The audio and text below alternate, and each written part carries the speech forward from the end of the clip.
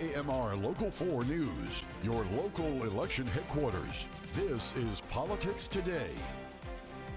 Amarillo City Council changing a few things up. We'll hear about their reorganization plans. And Ryan Chandler speaks to former Texas Governor Rick Perry. Hear his thoughts on Trump's return to the White House and who he thinks should be Texas House Speaker. Thanks for joining us this morning for Politics Today. We have some updates from the city of Amarillo to start off with. The City Council hosted a special meeting to canvass the election results on November 15th. They certified that Propositions A through D officially failed and that Prop E officially passed. This prop changes how vacancies on the council are filled. If a council member's term has less than a year, someone can be appointed by City Council. If the mayor's term has less than a year left, a council member would be appointed to the office until the next election. The only one that passed was, what do you do in case of a vacancy? And so the public spoke. We did our job as council to bring everything that we could to the public. And ultimately, Amarillo is doing really good with or without these propositions. City Council will have an ordinance to adopt the city charter changes. It will go through 2 readings. At the last Amarillo City Council meeting, the City Council passed a resolution to reorganize the city government structuralization structure to enhance administrative efficiencies and promote governmental services. Sounds like a lot, right? Well, Politics Today's Jack Kessler has the reason behind the resolution, and here's more from the city manager. Andy, longtime city employee Floyd Hartman will be retiring in January 2026, and city manager Grayson Path says this gave them an opportunity as well as a need to get prepared for that and get a good succession plan going. Path says he wants to take advantage of the lead time Hartman is giving them because there are large capital utility projects on the horizon. Pat says Hartman will continue as assistant city manager, but he will be focusing on utilities. Donnie Hooper will be promoted to assistant city manager effective immediately, and he'll be taking on CP and D as well as utilities in 2026. Rich Guyon will take on airports as well as community development. All public safety departments will be consolidated under Andrew Freeman, who will be the public safety director. And he says Laura Storrs can focus her attention on HR and finance. This to me is a good way to create some efficiency across our ACMs and DCM. It also allows me an opportunity to get ahead of this upcoming retirement with the succession planning, and it just works out that I have some talented people on board that can do that for us. Path adds they will not be backfilling the managing director position nor the assistant public works director position, and he says those will remain vacant for the time being. This was not budgeted. Path estimates the restructuring will cost an additional $60,000 to $70,000. He says to promote these people there comes a salary increase, but he says the increased efficiency will pay dividends for the community. In studio, Jack Kessler, KMR Local 4 News. Andy? Jack, thank you. Path says he believes they can make up that budget overage by cutting elsewhere in the budget. This week, we got an update to a solar project that's been in the works in Potter and Carson counties since 2020. The Yellow Rose Solar Project was presented to the Potter County Commission. Politics Today's Princess Bryant has more on this project and the benefits it could bring. In 2020, Orion Renewable Energy Group started developing the Yellow Rose Solar Project by leasing land from landowners and also working through environmental and wildlife studies. It's brought us forward to today, where the project is kind of ready in a sense to be presented to a lot of the local officials, because it's like in a kind of mid to late development stage. Smith explains where the energy that is created by the solar panels will be going. Some of that energy could stay regionally or could go further, but we're going to use existing power lines, overhead transmission lines, and even distribution lines in that area. Smith adds that the Yellow Rose Solar Project can bring benefits to many entities in the community, the first being with schools. It was around $200 million or so to the Highland Park, which is the school district there, that the taxes would go to, because just how the tax structure works. If the project is built to about 1,500 megawatts, according to Smith, around $80 million will go to the Panhandle School District in Carson County. This project is also expected to create around 400 jobs during the construction process. The biggest job creation portion of the project is during construction, and this is a rather large project, 1,500 megawatts. About 10,000 acres or so are going to be affected by what we call our buildable area or our project site. Smith says that there will be change to the area because of the project, but the idea is that the landowners will have the opportunity to keep farming other portions of that land while the other portions of their land are in the solar project, creating revenue for them outside of regular farming. Smith anticipates construction in 2026 with an operation date in early 2028. Amarillo now has the second lowest unemployment rate in the state. Rates from Amarillo, Lubbock, and Midland are slightly up from September. Overall, the state reached a record high in October by adding more than 47,000 more employees. This is the 10th consecutive month of growth for Texas. The unemployment rate in Texas remained stable at 4%, with Amarillo being the second lowest in unemployment in the state at 3.1. Lubbock sitting at 3.6. Midland had the lowest unemployment rate at 2.8%. Texas hosted the president-elect as another test flight was conducted by SpaceX on Tuesday. Coming up, we'll take a look at how Texas is becoming a hub for space travel.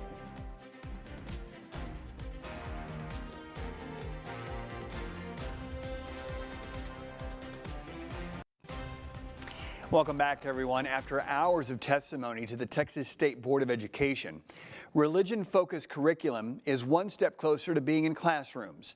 The board approved the Bluebonnet textbook last week. The curriculum uses teachings from the Bible, but drew a lot of controversy, with some saying it would alienate students of different faiths. Districts can opt in or out of using the textbook, but those that do would get additional funding. President-elect Donald Trump was in Texas last week as SpaceX conducted their sixth flight test of the mega rocket. The Starship is the biggest rocket ever created at 400 feet tall and packs more than 16 million pounds of force at liftoff. There was a bit of a hiccup or two, but an overall successful test flight. NASA and SpaceX want to use the rocket to put astronauts back on the moon as part of its Artemis program. As SpaceX completes its latest launch from the Rio Grande Valley state, leaders there have invested in making Texas the home for space exploration. This March, Governor Greg Abbott launched the Texas Space Commission, calling Texas the launch pad to Mars. The commission is meant to attract aerospace investment to Texas and offered $150 million worth of grants this year.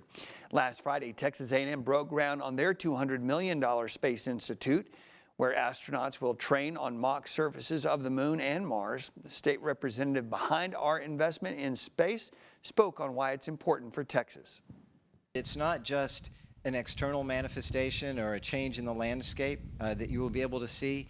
That is a symbol of our internal commitment and our drive to excellence and to the pursuit of exploration and discovery and to making life better here on Earth for the billions of people on Earth by what we do in space.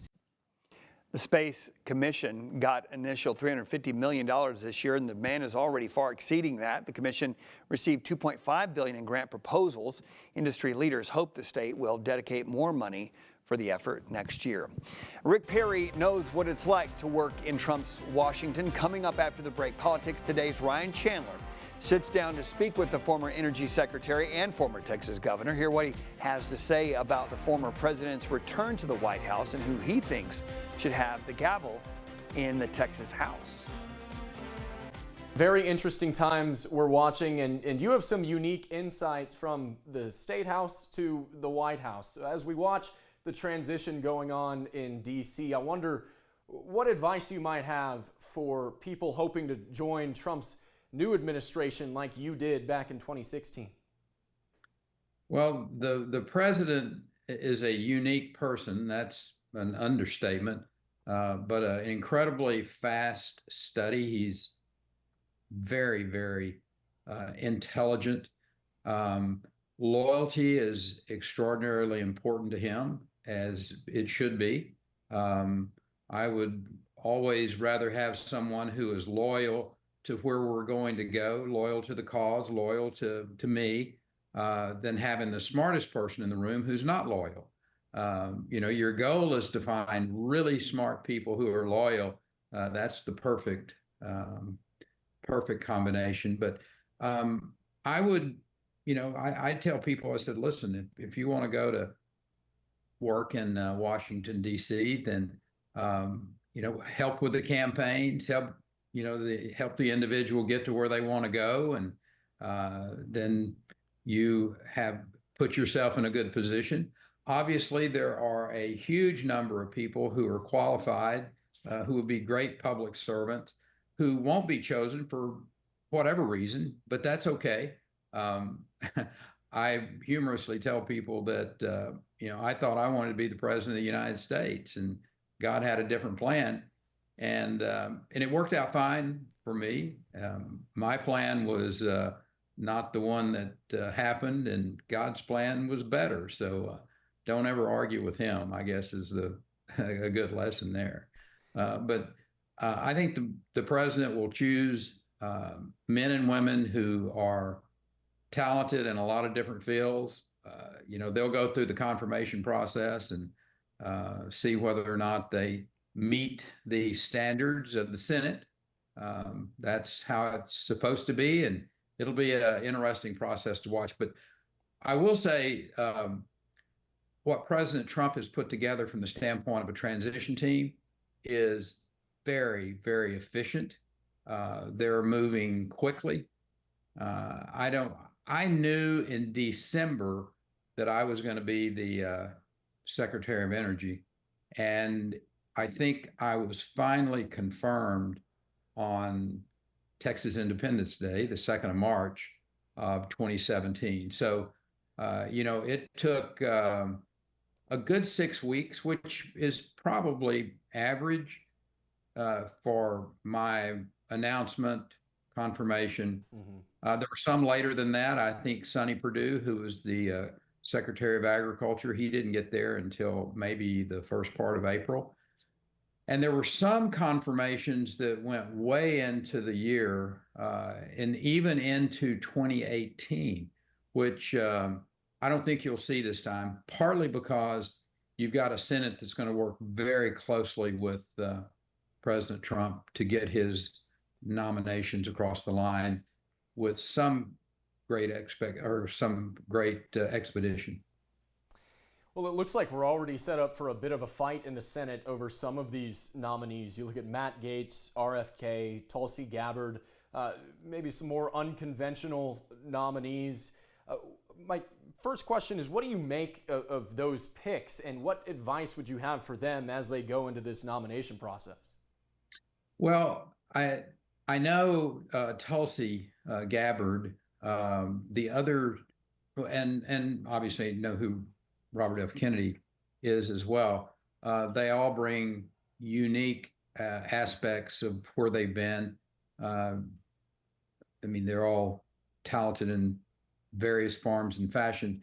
That's what the nomination process is for, though, and that's what the confirmation process is for. You go through, this is not a dictatorship. The president gets to pick, the Senate gets to confirm, and sometimes they're confirmed, sometimes they're not. So you may think that's fair. Other people may think it's not fair, but it's a pretty good system. So I'm not going to argue with it. And we'll let the Senate do its job. The president's done his, and we'll see how that all works out.